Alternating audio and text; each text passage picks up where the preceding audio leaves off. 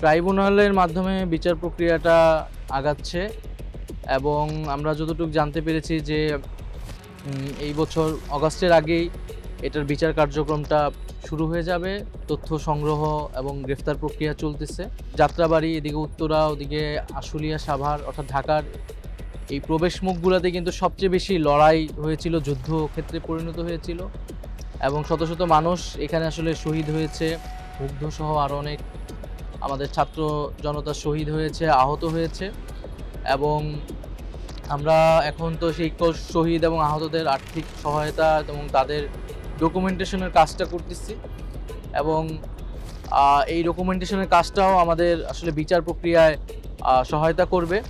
খুব শীঘ্রই হয়তো সাক্ষ্য প্রমাণ নেওয়া হবে, নিয়ে এই বিচার কার্যক্রমটা শুরু হবে।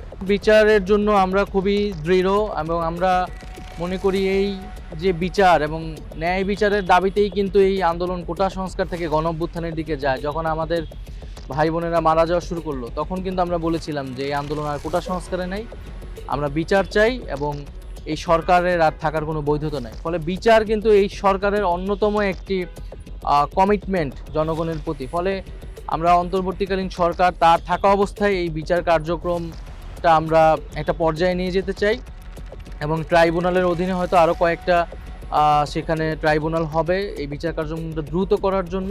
সবার কাছে যেটা যে সবাই যাতে যথাযথ তথ্য দিয়ে সহায়তা করে। মামলাগুলোর করার ক্ষেত্রে প্রথম দিকে কিন্তু একটু ঝামেলা হয়েছিল, সেই মামলাগুলোর ক্ষেত্রে আমরা যাতে সঠিক তথ্য, আমরা যতটুকু জানি ততটুকু তথ্য দিয়েই মামলাগুলো আমরা করি। আমরা যদি আসামি চিহ্নিত করতে পারি সেই আসামির নাম দিব, না থাকলে দিব না। এইভাবে যদি আমরা কাজগুলো আগাই এবং স্বরাষ্ট্র মন্ত্রণালয় থেকে কিন্তু উদ্যোগ নেওয়া হয়েছিল এই মামলাগুলো কিন্তু তারা পূর্ণ তদন্তের কাজ করতেছে এবং নতুন করে মামলাগুলো আবার করা হচ্ছে যে মামলাগুলোতে একটু সমস্যা ছিল।